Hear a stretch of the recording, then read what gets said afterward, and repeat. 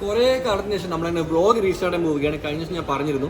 അപ്പം ഇത്ര കാലം ഞാൻ വ്ളോഗ് ചെയ്ത് ഐഫോൺ, അതുപോലെ തന്നെ നമ്മുടെ ഗോപ്രോ പോലത്തെ ഗാഡ്ജറ്റിലല്ലേ. അപ്പോൾ ഇനിയിപ്പോൾ നമ്മൾ പുതിയൊരു സാധനം ട്രൈ ചെയ്യാൻ പോട്ടോ. പിന്നെ ഞാനൊരു ട്രാവൽ വ്ളോഗർ ആയതുകൊണ്ട് നമുക്കൊരിക്കലും വലിയ വലിയ ക്യാമറാസ് എടുക്കാൻ പറ്റില്ല. അപ്പോൾ വലിയ ഹെവി ക്യാമറാസ് എടുത്ത് വ്ളോഗ് ചെയ്യാൻ പറ്റില്ല. ലിമിറ്റഡ് സാധനങ്ങൾ നമുക്ക് ഉപയോഗിക്കാൻ പറ്റും. കാരണം മഴയിലും വെള്ളത്തിലും അവിടെ ഇവിടെയൊക്കെ പോകുമ്പോൾ വലിയ ക്യാമറ എടുത്ത് പോകുന്നത് ഭയങ്കര ബുദ്ധിമുട്ടാണ്.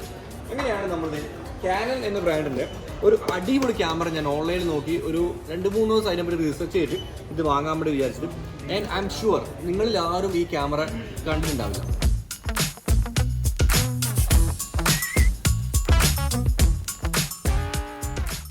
ഇതാണ് ഞാൻ പറഞ്ഞ ക്യാമറ. ഇത് കാനൺ എന്ന് പറഞ്ഞ ബ്രാൻഡിന്റെ പവർ ഷോട്ട് V10 എന്ന് പറഞ്ഞ മോഡലാണ്. അറിയാലോ, കാനൺ എന്ന് കേൾക്കുമ്പോൾ നമ്മുടെ മനസ്സിൽ ഓടി വരുന്ന വലിയ ക്യാമറാസ് ആണ്. പക്ഷേ എനിക്ക് ഇങ്ങനത്തെ ക്യാമറാസ് ഉപയോഗിക്കാൻ പറ്റില്ല. ട്രാവൽ വ്ളോഗിങ് ചെയ്യുമ്പോൾ നമുക്ക് എപ്പോഴും വളരെ സിമ്പിൾ ആയിട്ടുള്ള ക്യാമറാസ് ഉപയോഗിക്കാൻ പറ്റും. അപ്പോഴാണ് കാനൺ ഇങ്ങനത്തെ ഒരു സാധനം ഇറക്കിയത്. ഇതാണ് ഇതിൻ്റെ ബോക്സ്. ഓക്കെ, ഞാനിപ്പോൾ വാങ്ങുന്നത് ദുബായിൽ നിന്നാണ്. ദുബായിൽ നിന്ന് ഞാൻ ദേറ സിറ്റി സെൻറ്ററിൽ നിന്ന് ഒരു സ്റ്റോറിൽ നിന്ന് ഞാൻ വാങ്ങുന്നുണ്ടോ. കാരണം ഇവിടെ നിന്നാകുമ്പോൾ നമുക്ക് 1 ഇയർ വാറണ്ടിയും കാര്യമൊക്കെ കിട്ടും. പ്രൈസ് എന്ന് പറഞ്ഞാൽ ഓൾമോസ്റ്റ് 1600 ദിർഹംസ് ലെവലിലാണ്. നാട്ടിലത്തിൽ 36-37 രൂപ വില വരും. ഇങ്ങനെ അൺബോക്സ് ആണ്. പിന്നെ ഇതിൻ്റെ കൂടെ മെമ്മറി കാർഡൊന്നും വരുന്നില്ല. നമ്മൾ എക്സ്ട്രാ മെമ്മറി കാർഡ് നമ്മൾ സെപ്പറേറ്റ് വാങ്ങണം. അത് ഞാൻ വാങ്ങി വെച്ചിട്ടുണ്ട്. ഓക്കെ, അൺബോക്സിങ് ചെയ്യാൻ പറയുമ്പോൾ സാധാരണ ക്യാമറാസ് അൺബോക്സിങ് ചെയ്യാറില്ല, വളരെ കുറവാണ്. കാരണം ഗോപ്രോ ആണ്, വാങ്ങുക, കവർ പൊട്ടിക്കുക, ചാടുക, ഉപയോഗിക്കുക എന്നുള്ളതായിരുന്നു. പക്ഷേ ഇത് കാണാൻ നല്ല വൃത്തിയിലൊരു ക്യാമറ ആയതുകൊണ്ട് നിങ്ങളെ കാണിക്കണം. അതുകൊണ്ടാണ് വയ്ക്കും. വാവ്, നമുക്ക് ഇതിൻ്റെ കൂടെ ഒരുപാട് എക്സ്ട്രാ അക്സറീസ് വരുന്നുണ്ട്. ഇതിൻ്റെ കേജാണ്, ക്യാമറ ഡാമേജ് ആയിരിക്കാൻ ഉള്ള കേജാണ്. അതുപോലെ തന്നെ ഇതിൻ്റെ കൂടെയുള്ള ലെൻസിൻ്റെ കവറാണ്. കാരണം ലെൻസ് ഡാമേജ് എടുക്കാനുള്ള കവറാണ്. പിന്നെ അതുപോലെ ഇതിൻ്റെ കൂടെയുള്ള മൈക്കിൻ്റെ മുകളിൽ വരുന്ന വിൻഡ് സ്ക്രീനാണ്. പക്ഷെ നമ്മൾ സാധാരണ കാറ്റടിക്കുമ്പോൾ നമുക്ക് സൗണ്ട് വരും. ആ സൗണ്ട് ഒഴിവാൻ വേണ്ടിയിട്ട് നമ്മൾ പഫ് അല്ലെങ്കിൽ ഡെഡ് കയറ്റ് എന്ന് പറഞ്ഞ സാധനം നമ്മൾ പല ക്യാമറിനും മൈക്കിൻ്റെ സാധനം വെക്കണമല്ലോ. അപ്പോൾ അങ്ങനെ വരുന്നൊരു സംഭവമാണിത്.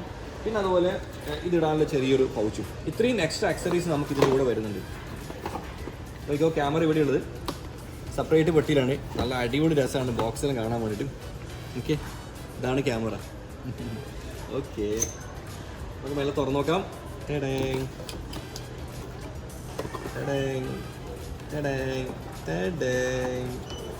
ഇതതിൻ്റെ യൂസർ മാനുവലും കാര്യങ്ങളൊക്കെയാണ്.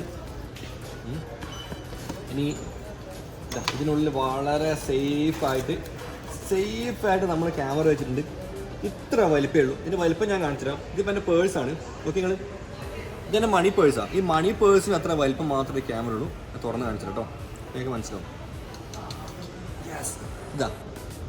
ഇതെങ്ങനെയുണ്ട്?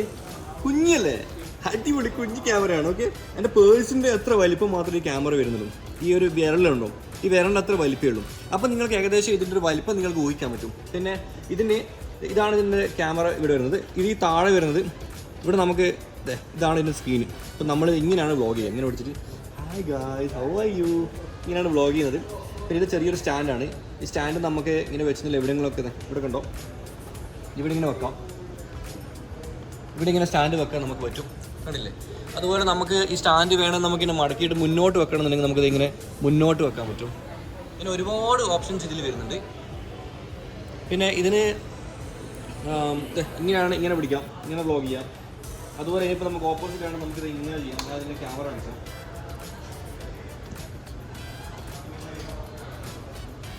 ഓണാകുന്നില്ല, എന്തുകൊണ്ട് ഓണാകുന്നില്ല? ചാർജില്ല, ചാർജില്ല കേട്ടോ, അതുകൊണ്ട് ഓണാകുന്നത്. പിന്നെ ഇതാണ് ഇതിൻ്റെ മൈക്ക്. ഗൺലിങ്ങൾ ഈ മൈക്കിലാണ് നമ്മളെ പഫും കാര്യങ്ങളൊക്കെ വെച്ചിട്ട് അഡ്ജസ്റ്റ് ചെയ്യേണ്ടത്. ഇവിടെ HDMI കേബിൾ കണക്ട് ചെയ്യാൻ പറ്റും. നമുക്ക് ഇവിടെ എക്സ്ട്രാ മൈക്ക് കണക്ട് ചെയ്യാൻ പറ്റും. ഇവിടെ കണ്ടു, ഇവിടെ മൈക്ക് കണക്ട് ചെയ്യാൻ പറ്റും. പിന്നെ അതുപോലെ തന്നെ ഇതാണ് ഇതിൻ്റെ റെക്കോർഡ് ബട്ടൺ. നമ്മളിങ്ങനെ പ്രസ് ചെയ്ത് കഴിഞ്ഞാൽ ഈ സാധനം ഇങ്ങനെ ഓണാക്കി നമുക്ക് വളരെ സിമ്പിളായിട്ട് നമുക്കിങ്ങനെ റെക്കോർഡ് ചെയ്യാൻ പറ്റും. സിമ്പിളാണ്, പക്ഷെ പവർഫുള്ളാണ്. മെയിനായിട്ട് പറയാനുള്ളത് ഇതിങ്ങനെ മടക്കുക, ഇങ്ങനെ എടുക്കുക, ഇങ്ങനെ പോക്കറ്റിലിട്ട് വയ്ക്കുന്നത് ക്യാമറയാണ് ആരും പറയുക. എവിടെയെങ്കിലുമൊക്കെ പോകുമ്പോൾ ജസ്റ്റ് ഇങ്ങനെ എടുത്ത് വളരെ കാമായിട്ട് എടുത്ത് ഞാൻ മടക്കിയിട്ട് ഹൈ ഗായ്സ് എന്തൊക്കെയുണ്ട് വിഷയം, സുഖമല്ലേ?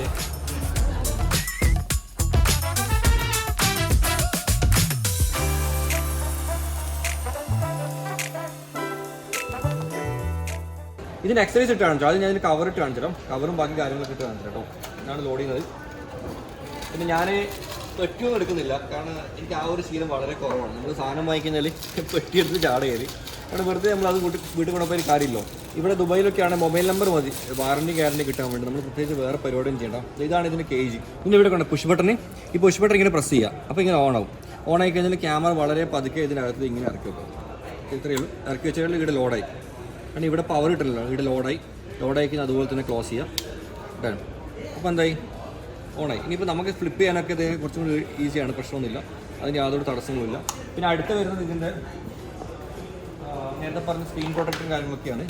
ഇതിന് ലെൻസ് പ്രൊട്ടക്ടറാണ്, ഇത് ലെൻസിൻ്റെ പ്രൊട്ടക്ടറാണ്. ഇതാണോ ഇങ്ങനെയുള്ളൂ. നമ്മൾ ക്യാമറ ഉപയോഗിക്കുന്ന സമയത്ത് ലെൻസ് പ്രൊട്ടക്ടർ വെക്കും. കലാസ് ഇവിടെ ഫിനിഷായി. അടുത്ത വരുന്നത് ഇതിൻ്റെ പഫാണ്, മൈക്കിൻ്റെ ഒരു പഫാണ്. ഇതാണോ ഇതൊന്നും ഇടുന്നുണ്ട്. ഇത് നമ്മൾ ഇതിൻ്റെ മുകളിൽ ഒട്ടിക്കട്ടോ, വേണ്ട മൈക്കിൻ്റെ മുകളിൽ ഒട്ടിച്ചിട്ട് അതിലാണ് പഫ് ഇടുന്നത്.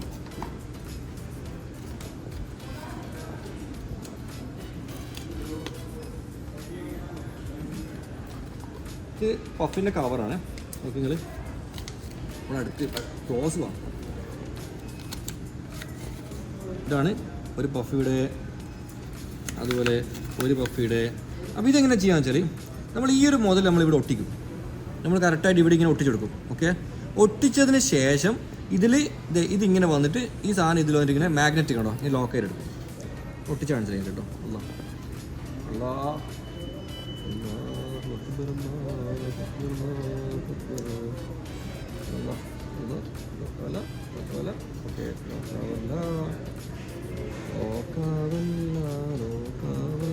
ഓക്കെ, ഒന്ന് ഇവിടെ ആയിട്ടുണ്ട്. വേണ്ടോ സിമ്പിളി ഒരു പഫ് ഇവിടെ.